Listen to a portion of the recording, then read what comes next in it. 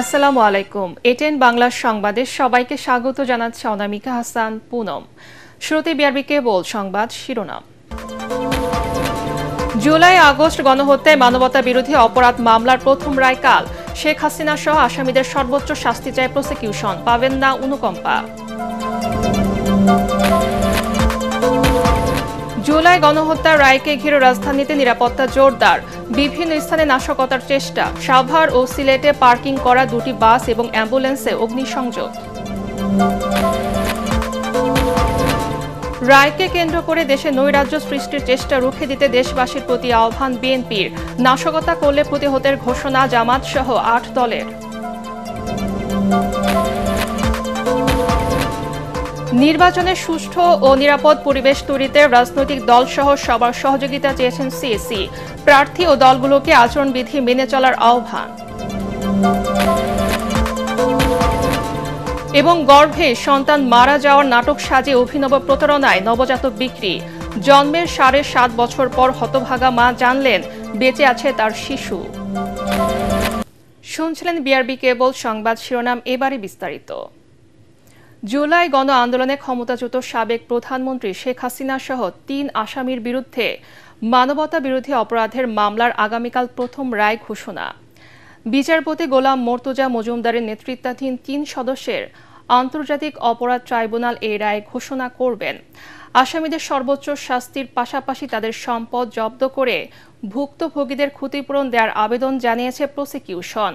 Prosecutor এম.এইচ. Tamim জানিয়েছেন, রায় ঘোষণার পর ইন্টারপোলের কাছে আবারও আসামিদের গ্রেফতারের আহ্বান জানানো হবে। নারী হলেও শাস্তির ক্ষেত্রে পলাতক শেখ হাসিনার বিশেষ কোনো সুবিধা পাওয়ার সুযোগ নেই বলেও জানান তিনি। আরও জানাচ্ছেন হুমায়ুন চিশতি। জুলাই গণ আন্দোলনে বিপ্লবী ছাত্র জনতাকে দমাতে নির্বিচারে গুলি চালায় আইনশৃঙ্খলা রক্ষাকারী বাহিনী। মারা যায় প্রায় ১৪০০ মানুষ।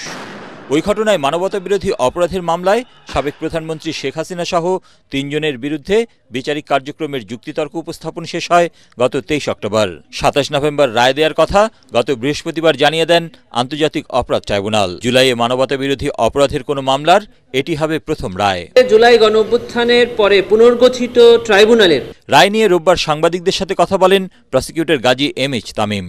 জানান, রায় ঘোষণা সরাসরি সম্প্রচার করা হবে বাংলাদেশ টেলিভিশনে। আসামিদের সর্বোচ্চ শাস্তি চেয়েছে রাষ্ট্রপক্ষ। একই সাথে তাদের সম্পদ বাজেয়াপ্ত করারও আর্জি জানানো হয়েছে। কারাদণ্ড বা মৃত্যুদণ্ডের পাশাপাশি এখানে আরেকটি দণ্ডকে এখানে সংযোজিত করা হয়েছে, তা হলো আসামিদের সম্পদ বাজেয়াপ্ত করে ভিকটিম, আহত, নিহত বা এই ঘটনায় যারা ক্ষতিগ্রস্ত তাদের বরাবর হস্তান্তর করা।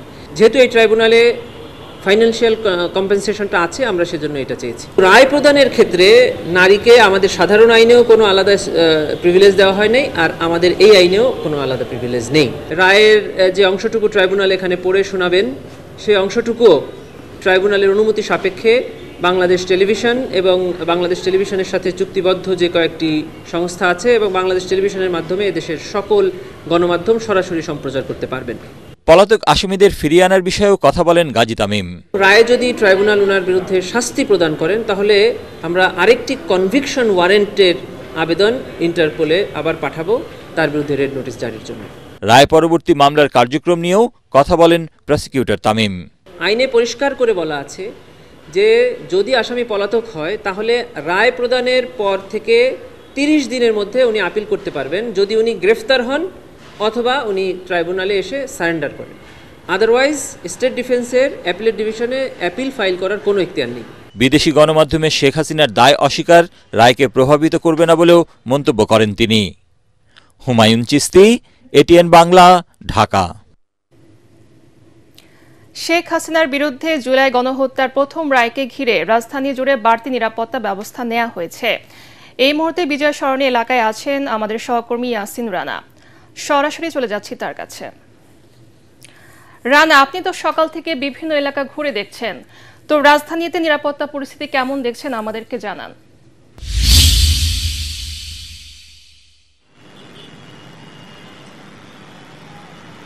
পুনম, ধন্যবাদ আপনাকে। আপনি জানেন যে আগামীকাল শেখ হাসিনার রায়কে কেন্দ্র করে কমপ্লিট শাটডাউন ডেকেছে আওয়ামী লীগ। 2 দিনের কমপ্লিট শাটডাউনের প্রথম দিন আজ। তবে এটি যেহেতু সপ্তাহের প্রথম দিন রোববার, আমরা সকাল থেকে বিভিন্ন এলাকাতে ঘুরেছি। কমপ্লিট শাটডাউনের ন্যূনতম লোক যেই অবস্থা থাকে সেটা আমরা আসলে লক্ষ্য করতে পারিনি। সকাল থেকেই গণপরিবহন থেকে শুরু করে ব্যক্তিগত পরিবহন সবগুলোই ছিল একদম স্বাভাবিক। আমি এখন আপনাদের একটু দেখানোর চেষ্টা করব বিজয় সরণি মোড়ে ডান দিক থেকে বাম দিকে আপনি দেখছেন গাড়ির প্রচন্ড চাপ, এবং এখন যেহেতু দুপুরবেলা এই সময় গাড়ির চাপটা একটু কম, তবে সকাল থেকে যানবাহনের চাপ অনেক বেশি ছিল। এছাড়া আমরা রাজধানীর বিভিন্ন এলাকা ঘুরে দেখেছি, সকাল থেকেই উত্তরা থেকে শুরু করে মহাখালী, বনানী, মিরপুরের দিকে গিয়েছি, এছাড়া কারণ বাজার, শাহবাগের দিকেও গিয়েছি।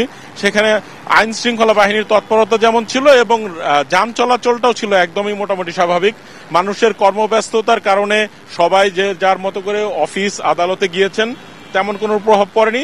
আইন শৃঙ্খলা বাহিনী আমরা যেটি দেখতে পেয়েছি সকাল থেকেই তৎপর ছিল এবং তারা যানবাহন চেক করেছেন এবং বিশেষ করে মূলত যে মোটরসাইকেল যারা চালক তাদেরকে থামিয়ে আইন শৃঙ্খলা বাহিনী তাদেরকে চেক করেছেন, তাদের ব্যাগগুলো চেক করেছেন যে কোনো ধরনের অপ্রীতিকর কোনো জিনিস কিংবা বিপজ্জনক কোনো জিনিস, বিশেষ করে পেট্রোল কিংবা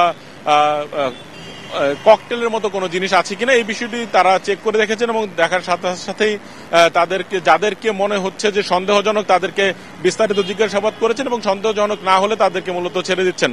এছাড়া আমরা যেটি আইন শৃঙ্খলা বাহিনীর সদস্যদের সাথে কথা বলে জানতে পেরেছি, তাদের যে নির্দেশনা রয়েছে সেহেতু তারা আমাদেরকে বলছেন যে মূলত কমপ্লিট শাটডাউনকে কেন্দ্র করে সকালের যে ভোর সময় এবং সন্ধ্যার পর থেকে কিছু ধরনের অপ্রীতিকর ঘটনা স্বাভাবিকভাবে ঘটে। তাই দিনের বেলার চাইতে সন্ধ্যার পর থেকে আইন শৃঙ্খলা বাহিনীর তৎপরতা আরও বাড়বে, বিভিন্ন জায়গায় চেকপোস্ট এবং তাদের অন্যান্য যে কার্যক্রম তারা বাড়াবেন এবং বিশেষ করে যারা যানবাহন বিভিন্ন সড়কে পার্কিং করেন, বাস এবং ট্রাক, তাদেরকে নির্দেশনা দেওয়া হচ্ছে তারা সন্দেহজনক কাউকে দেখলে তারা যেন আইন শৃঙ্খলা বাহিনীর সদস্যদের খবর দেন এবং গাড়িতে কেউ যেন আগুন দিতে না পারে সেজন্য তাদেরকে গাড়ির আশেপাশে থাকার জন্য তাদেরকে এক ধরনের নির্দেশনা দেওয়া হচ্ছে। এটি একটি বিষয়। এছাড়া বিভিন্ন এলাকাতেই যেই এলাকাতে বিভিন্ন সময় ককটেল নিক্ষেপের ঘটনা ঘটেছে সেই এলাকাগুলোতে গোয়েন্দারা এবং আইন শৃঙ্খলা বাহিনীর সদস্যরা বিশেষভাবে নজরদারি রাখছেন যেন কোনো ধরনের অপ্রীতিকর ঘটনা না ঘটে এবং সাধারণ জীবনযাত্রায় কোনো ধরনের প্রভাব না পড়ে। এখন পর্যন্ত আমরা যেটি দেখেছি সাধারণ মানুষের জীবনযাত্রা এবং যান চলাচলে তেমন কোনো প্রভাব নেই কমপ্লিট শাটডাউনের। পরবর্তীতে যদি অপ্রীতিকর কোনো কিছু ঘটনা ঘটে আমরা তা জানানোর চেষ্টা করব। পুনম। রানা, আপনাকে ধন্যবাদ।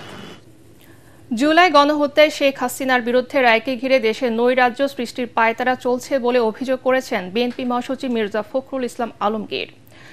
দলের নেতাকর্মী সহ দেশবাসীকে এই নৈরাজ্য রুখে দেবার আহ্বান জানিয়েছেন তিনি।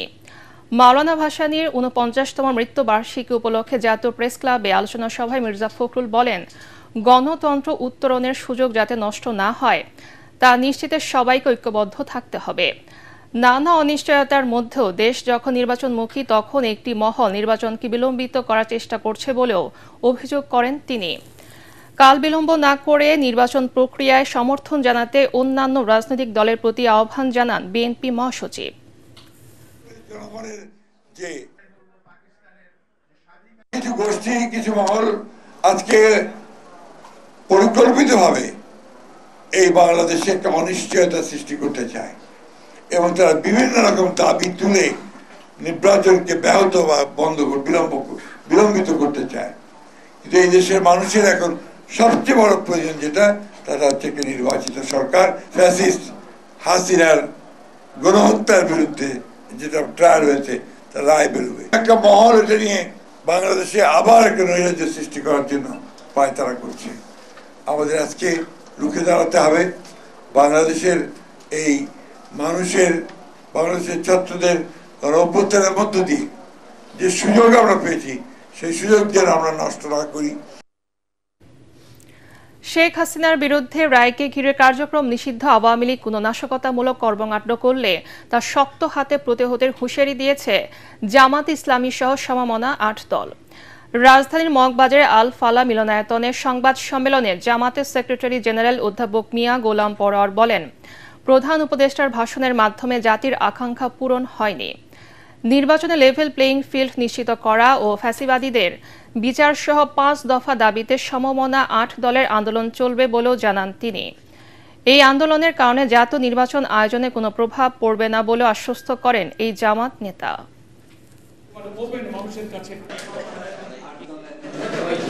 ফ্যাসিবাদের আন্দোলনের কর্মসূচিতে নাশকতার কোনো সুযোগ এই জাতি দেবে না, আগের দিনেও যায়নি, এটা কোনো স্থানই পাবে না ইনশাল্লাহ। আমাদের 8 দল মাঠে থাকবে ইনশাল্লাহ। মাঠে নির্বাচনে সব দলের সমান অধিকার, এই সমতা রক্ষার যে দাবি আমাদের 5 দফার অন্যতম দাবি, এটা ভঙ্গ হচ্ছে। আমরা দেখতে পাচ্ছি একটি দলকে খুশি করার জন্য কোন গোপন সলা পরামর্শে হয়তো এই কাজটা চলছে, যে আমাদের যে দাবিগুলো এখনো পূরণ হয়নি, আংশিক পূরণ হয়েছে, সেই দাবির সংগ্রামে রাজপথে 8 দলের কর্মসূচি ইনশাআল্লাহ অব্যাহত থাকবে।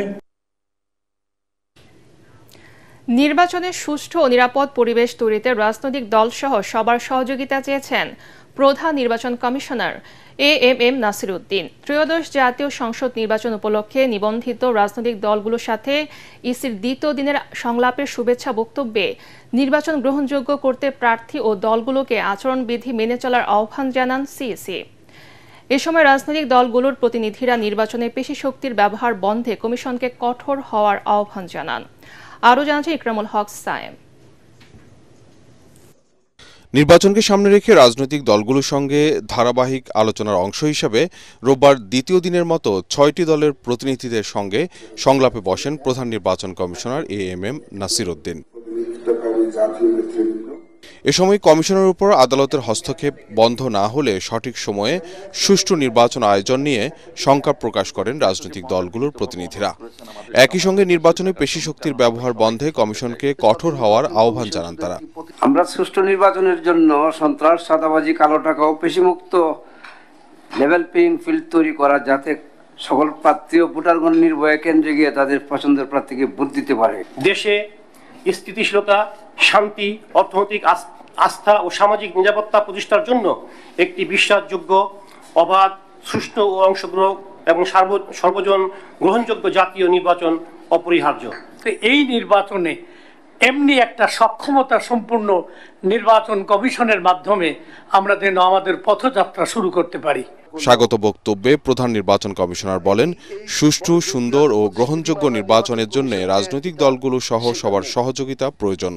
প্রার্থী ও দলগুলো আচরণবিধি মেনে চললে নির্বাচনকে সুষ্ঠু করা অনেক সহজ হবে বলেও মন্তব্য করেন তিনি। সামনে যে নির্বাচনটা আমরা যাতে একটা সুন্দর গ্রহণযোগ্য পরিবেশে যাতে একটা নির্বাচনটা অর্গানাইজ করতে পারি, এটা আপনাদের সহযোগিতা চাও আমাদের মূল উদ্দেশ্য। একটা সেফ এনভায়রনমেন্ট যাতে আমরা ক্রিয়েট করতে পারি, সেই ব্যাপারে আমাদেরকে সহযোগিতা করা, কিভাবে আমরা একটা সুস্থ সুন্দর একটা নির্বাচন দিতে পারি এবং সবার জন্য লেভেল প্লেইং ফিল্ড আমরা ইনশিওর করতে পারি, এটা আপনাদের পরামর্শ চাইব। নির্বাচনে লেভেল প্লেইং ফিল্ড ও সুষ্ঠু পরিবেশ নিয়ে অসন্তোষ প্রকাশ করলেও ভোটের স্বার্থে কমিশনকে সর্বাত্মক সহযোগিতার আশ্বাস দেন রাজনৈতিক দলগুলোর প্রতিনিধিরা। রাজনৈতিক বাস্তবতা। ইকরামুল হক সায়েম, এটিএন বাংলা, ঢাকা। তরুণদের ভোট আগামী নির্বাচনে জয় পরাজয় নির্ধারণে বড় ভূমিকা রাখবে বলে মন্তব্য করেছেন বিএনপি ও জামাতের প্রার্থীরা। রাজধানীতে ডিবেট ফর ডেমোক্রেসির ছায়া সংসদ বিতর্ক অনুষ্ঠানে একথা বলেন ঢাকা 14 আসনে বিএনপির মনোনীত প্রার্থী সঞ্জিদা ইসলাম তুলি ও জামাতের প্রার্থী মীর আহমদ বিন কাশেম আরমান। এ সময় ডিবেট ফর ডেমোক্রেসির চেয়ারম্যান হাসান আহমেদ চৌধুরী কিরণ বলেন, প্রধান উপদেষ্টার ভাষণে আসন্ন নির্বাচন নিয়ে অনিশ্চয়তা কেটে গেছে। মিজান শাহজাহানের রিপোর্ট। ফ্যাসিবাদ বিরোধী রাজনৈতিক দলগুলো ঐক্যমত্য হলেই গণতন্ত্র টেকসই হবে। এ নিয়ে বিতর্কে অংশ নেয় শেরেবাংলা কৃষি বিশ্ববিদ্যালয় ও অতীশ দীপঙ্কর বিজ্ঞান ও প্রযুক্তি বিশ্ববিদ্যালয়। আসুন আমরা বিশেষবাদ দিয়ে সাধারণ জনগণকে নিয়ে গণতন্ত্রকে টেকসই করি, গণতন্ত্র পুনঃপ্রতিষ্ঠা করি। এ সময় ছায়া সংসদের স্পিকার ও ডিবেট ফর ডেমোক্রেসির চেয়ারম্যান হাসান আহমেদ চৌধুরী কিরণ বলেন, দেশে গৃহযুদ্ধের কোনো আশঙ্কা নেই। বড় দলগুলোর মধ্যে ভিন্নমত গণতন্ত্রের সৌন্দর্য। নির্বাচন ঘিরে একটা ভীষণ রকম ধোঁয়াশা ছিল। মাননীয় প্রধান উপদেষ্টার ভাষণের পর সেই ধোঁয়াশা কেটে গিয়েছে। এবারের নির্বাচনকে আমরা বলতে পারি বাগে বাগে লড়াই হবে, সিংহে সিংহে লড়াই হবে। এবারে জাতীয় নির্বাচনে কোনোভাবে বাগে সিংহে লড়াই হবে না। বিনা ভোটের কোনো নির্বাচন এবার হবে না। এবারে দিনের ভোট রাতে হবে না। এবারে আমি আর দাবির নির্বাচন কোনোভাবে হবার কোনো সুযোগ নেই। বিতর্ক অনুষ্ঠানটি পর্যবেক্ষণ করেন ঢাকা 14 আসনে বিএনপির প্রার্থী ইঞ্জিনিয়ার সঞ্জিদা ইসলাম তুলি এবং একই আসনে জামাতের প্রার্থী ব্যারিস্টার মীর আহমদ বিন কাশেম আরমান। 27 বছর বয়সে স্ত্রী আর 2 সন্তানকে রেখে 8 বছর আয়নাগরে থাকা ব্যারিস্টার আরমান বলেন, সিদ্ধান্ত নিতে না পারা 42% ভোটারের সিদ্ধান্তে পাল্টে যেতে পারে হিসেব নিকেশ। তরুণরা চোখে আঙুল দিয়ে দেখিয়ে দিয়েছে যে তাদের দ্বারাই পরিবর্তন সম্ভব, তাদের দ্বারাই সম্ভব নতুন বাংলাদেশ ইনশাআল্লাহ। প্রত্যেকটি সমীক্ষা বলছে আগামী 2 মাস পর, 2.5 মাস পর আমাদের যে জাতির ভাগ্য নির্ধারণ হতে চলেছে, সে ভাগ্য নির্ধারিত হবে তরুণদের ভোটে। 42% ভোটার এখন পর্যন্ত সিদ্ধান্ত নেয়নি কার পক্ষে রায় দেবে। এই 42% ভোটার আগে কোনোদিন ভোট দেয়নি, তাদের কোনো দলের প্রতি আনুগত্য নেই। 2016 সালে গুম হওয়া সাজেদুল ইসলাম সুমনের বোন সানজিদা ইসলাম তুলি জানেন না তার ভাই বেঁচে আছেন কিনা। তিনি বলেন, নতুন বাংলাদেশে কোনো চক্রান্তই নির্বাচন বানচাল করতে পারবে না। লকডাউন দিচ্ছে, বিভিন্ন জায়গায় গাড়িতে আগুন দিচ্ছে, মানুষকে ভয়ভীতি দেখানো হচ্ছে। আপনারা জানেন যে আরো অনেক কিছু করা হচ্ছে, আমরা জানি বিভিন্ন জেলায় বিভিন্ন বিভাগে, শুধুমাত্র বিশৃঙ্খলা সৃষ্টি করার জন্য। কিন্তু আমার মনে হয় অভ্যুত্থানের পরে, জুলাই পরবর্তীতে মানুষ উদ্দেশ্যটা বুঝতে পারে এবং এটা সফল করতে দিবে না। আসলে বিএনপি জামাত এনসিপির কথার লড়াই সংঘাতে রূপ নিলে ফ্যাসিবাদ ফিরে আসার আশঙ্কাও দেখছেন হাসান আহমেদ চৌধুরী কিরণ। ফ্যাসিবাদী শক্তিকে যদি উত্থান ঘটতে দেই, তাহলে বাংলাদেশ কিন্তু পরাজিত হবে। আমাদের এই জুলাই ঐক্য ব্যর্থ হবে, আমাদের জুলাই অভ্যুত্থান ব্যর্থ হবে। আমরা জুলাই অভ্যুত্থানকে ব্যর্থ হতে দিতে চাই না। আমরা চাই না বাংলাদেশে ভবিষ্যতে আর কোনো ফ্যাসিজমের জন্ম হোক। অতীশ দীপঙ্কর বিজ্ঞান ও প্রযুক্তি বিশ্ববিদ্যালয়ের নুরি সুলতানা নুপুরদের শক্তিশালী অবস্থানের সামনে পরাজিত হয় সরকারি দল শেরেবাংলা কৃষি বিশ্ববিদ্যালয়। মিজান শাহজাহান, এটিএন বাংলা, ঢাকা। জন্মের 7.5 বছর পর হতভাগা মা খালেদা জানতে পারলেন বেঁচে আছে তার সন্তান। পৃথিবীর আলো দেখার আগে মায়ের গর্ভে মারা গেছে বলে কৌশলে হান্নান মিয়ার কাছে শিশুটিকে বিক্রি করে দেয় খালেদার পাতানো বোন বিউটি। হাসপাতালে স্বাস্থ্যকর্মী পরিচয় দেয়া বিউটির লোভের শিকার হয়ে 7.5 বছর নিজের বাবা মায়ের আদর থেকে বঞ্চিত শিশুটিও। এমনকি নিজের আসল বাবা মায়ের পরিচয়টুকু জানে না সে। এটিএন বাংলার অনুসন্ধানে উঠে এসেছে হাসপাতাল ও ক্লিনিকে নবজাতক বিক্রির চাঞ্চল্যকর এমন তথ্য। ইমদাদুল হকের ক্যামেরায় মুশফিকুর রহমানের ধারাবাহিক প্রতিবেদনের আজ দেখুন প্রথম পর্ব।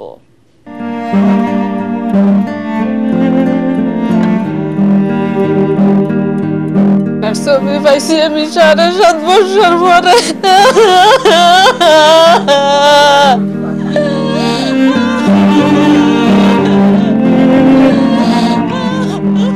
জনমদুখী মায়ের এমন আহাজারি নিজ গর্ভে বেড়ে ওঠা শিশুকে হারিয়ে, জন্মের পর যাকে একটিবারের জন্য ছুঁয়েও দেখতে পারেননি হতভাগা মা। আমি 10 মাস 10 দিন রাখছিলাম কি পেটে লাগে।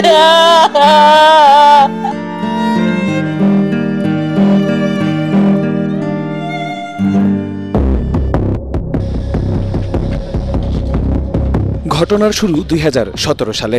গৃহকর্মী খালেদার গর্ভে একটি সন্তান এলে স্বাস্থ্য পরীক্ষার জন্য রাজধানীর একটি ক্লিনিকে গিয়ে পরিচয় হয় স্বাস্থ্যকর্মী পরিচয় দেওয়া বিউটির সাথে। একই এলাকার হওয়ায় খালেদাকে বোন ডাকেন বিউটি। সেই থেকেই তার নিয়মিত আসা যাওয়া খালেদার বাসায়। কইছে যে আফা তুমি দেশে যাও না, যে হ্যাঁ আমার বাড়ি নেত্রকোনা, তোমার বাড়ি নেত্রকোনা, তুমি আমার বোন, আমি দিন হইলে আমি চাকরি করবাম আর রাত হইলে তোমার সেবা করবাম, তুমি দেশে যাও না, যে হ্যাঁ আমি তোমার সম্পূর্ণ দায়িত্ব আমি নিব।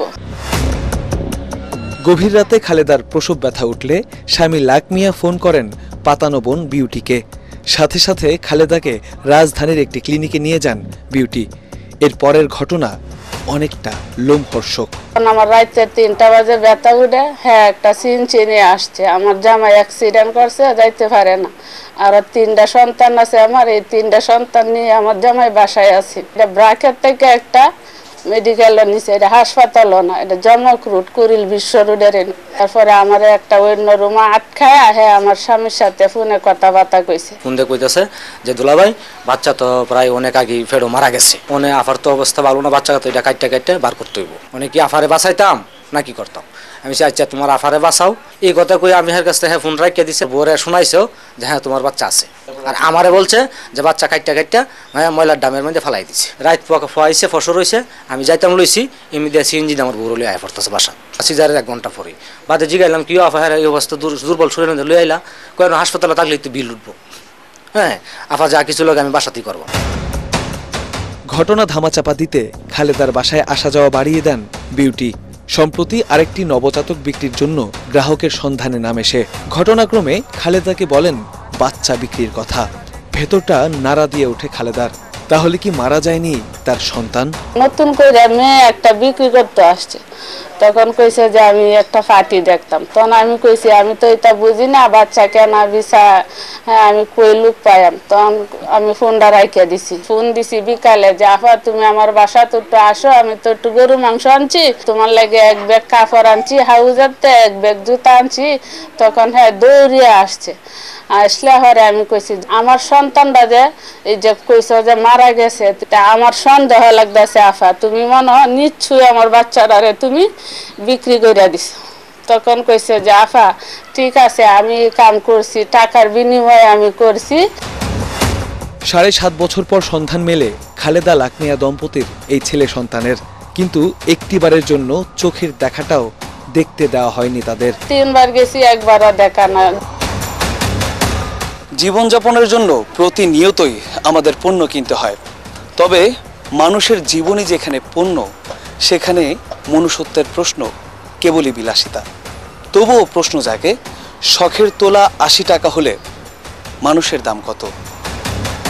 মুশফিকুর রহমান, ATN বাংলা, ঢাকা। বরিশালে শিক্ষার্থীদের বাস ভাঙচুর ও অগ্নিসংযোগের প্রতিবাদ এবং হামলাকারীদের শাস্তির দাবিতে সকাল থেকে বরিশাল থেকে সারা দেশে বাস চলাচল বন্ধ রেখেছে জেলা পরিবহন মালিক ও শ্রমিকরা। এতে চরম দুর্ভোগে পড়েছে অভ্যন্তরীণ ও দূরপাল্লার সকল যাত্রীরা। এর আগে শনিবার সন্ধ্যায় হাব ভাড়া নিয়ে দ্বন্দ্বে বরিশালে নথুল্লাবাদ বাস স্ট্যান্ডে পরিবহন শ্রমিক ও BM কলেজ শিক্ষার্থীদের সংঘর্ষে দুপক্ষের অন্তত 30 জন আহত হন।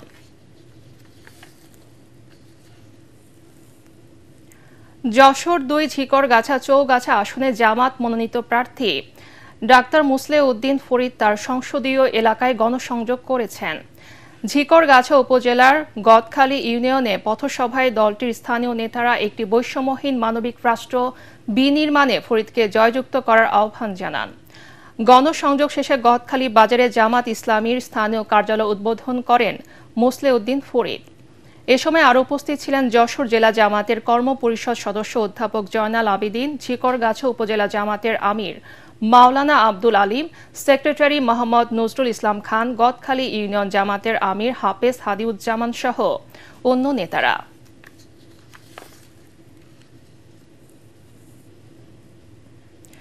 লিবিয়ার উত্তর পশ্চিমাঞ্চলীয় আল খুমস উপকূলে 2টি অভিবাসী সহ নৌকা ডুবে 4 বাংলাদেশের মৃত্যু হয়েছে। এক বিবৃতিতে লিবিয়ান রেড ক্রিসেন্ট জানায় প্রায় 100 অভিবাসী নিয়ে 2টি নৌকা ডুবে যায়। এর প্রথমটিতে ছিলেন 26 জন বাংলাদেশি, তাদের মধ্যে 4 জনের মরদেহ উদ্ধার করা হয়েছে। এছাড়া দ্বিতীয় নৌকাটিতে ছিলেন 69 জন। অবৈধ পথে ইউরোপে ঢুকতে লিবিয়া এখনও অন্যতম প্রধান রুট হিসেবে ব্যবহৃত হচ্ছে। জাতিসংঘের আন্তর্জাতিক অভিবাসন সংস্থা IOM জানায় চলতি বছর ভূমধ্যসাগর পাড়ি দিতে গিয়ে 1000-এরও বেশি অভিবাসীর মৃত্যু হয়েছে। এবারে পূবালী ব্যাংক বাণিজ্য সংবাদ।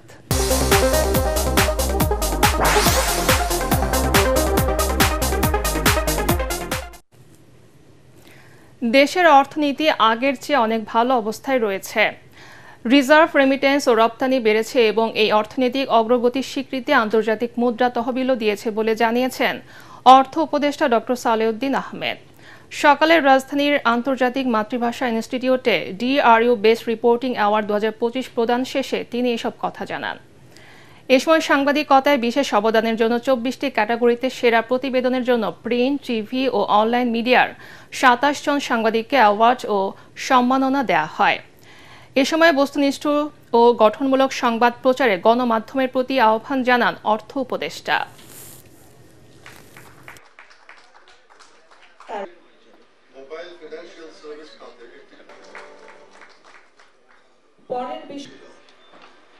ফরেন এক্সচেঞ্জ বেড়েছে, রিজার্ভ বেড়েছে, ইভেন এক্সপোর্টও বাড়ছে। আপনারা দেখছেন চ্যালেঞ্জের মধ্যে বাড়ছে, যেমন এক্সপোর্টাররা দ্বিতীয় মতো এসে করছে, ব্যবসা কিছুটা স্লথ হচ্ছে, কিন্তু ইকোনমি তো মোটামুটি একেবারে ধ্বংস হয়ে যায়নি, ধ্বংসটা আরো বেটার হয়েছে। এবারে অর্থ সংবাদ।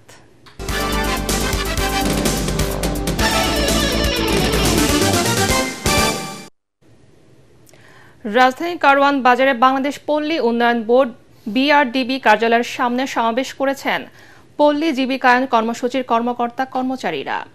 এ সময় তাদের চাকরি রাজস্ব খাতে অন্তর্ভুক্তির দাবি জানিয়ে মহাপরিচালক সর্দার কেরামত আলীর কাছে স্মারকলিপি দেন বিক্ষুব্ধরা। জানান দীর্ঘ 20-30 বছর দারিদ্র্য বিমোচনে কাজ করলেও কম বেতন ভাতা সহ বিভিন্ন কারণে মানবেতর জীবনযাপন করছেন তারা। আদালতের রায় থাকা সত্ত্বেও তাদের রাজস্ব খাতে অন্তর্ভুক্ত না করায় ক্ষোভ প্রকাশ করেন আন্দোলনকারীরা। আগামী 15 কার্যদিবসের মধ্যে দাবি না মানলে সচিবালয় ঘেরাও সহ বড় কর্মসূচির ঘোষণা দেবেন বলে সতর্ক করেন পল্লী জীবিকায়ন কর্মসূচির কর্মকর্তা কর্মচারীরা। এবারের সন্ধানে লাইফ ইন্স্যুরেন্স আন্তর্জাতিক সংবাদ।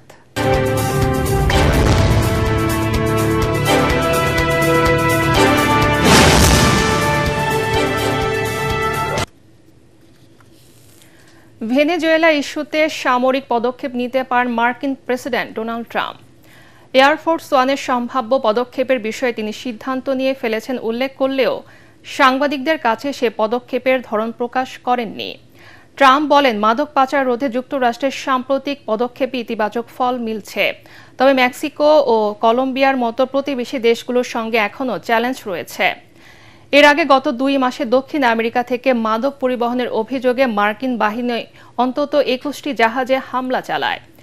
এসব হামলায় অন্তত 80 জন নিহত হয়েছে বলে জানা যায়। পরিস্থিতির জবাবে ভেনেজুয়েলা সারা দেশে সশস্ত্র বাহিনী মোতায়েন করেছে।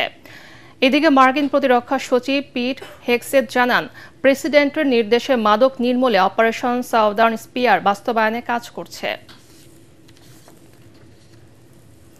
ব্রাজিলের বেলাম শহরে জলবায়ু ও প্রকৃতি সংকট মোকাবেলার দাবিতে হাজার হাজার মানুষ বিক্ষোভ মিছিলে অংশ নিয়েছে। বেলামের রাস্তায় আদিবাসী জনগোষ্ঠী সহ পরিবেশবাদী কর্মীরা স্লোগান, ব্রাজিলিয়ান আঞ্চলিক গান এবং জলবায়ু ন্যায় বিচারের দাবি তোলেন।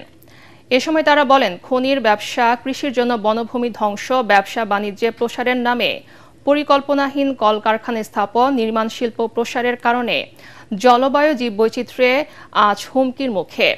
একই সাথে জীবাশ্ম জ্বালানির প্রতীকী অন্ত্যেষ্টিক্রিয়ার আয়োজন করে প্রতিবাদকারীরা। এদিকে বেলামে জলবায়ু আলোচনার এখনো কয়েকদিন বাকি থাকলেও আয়োজক দেশ ব্রাজিল জানিয়েছে তারা শুধু চুক্তি ঘোষণার মতো ঠুনকো পরিকল্পনা করছে না। এবারের সম্মেলনে তারা পরিবেশ রক্ষায় কার্যকর পদক্ষেপ ও তার বাস্তবায়নের উপর জোর দিতে চায়। এর আগে গ্লাসগোতে COP26 পর এটাই সম্মেলনের বাইরে সবচেয়ে বড় বিক্ষোভ।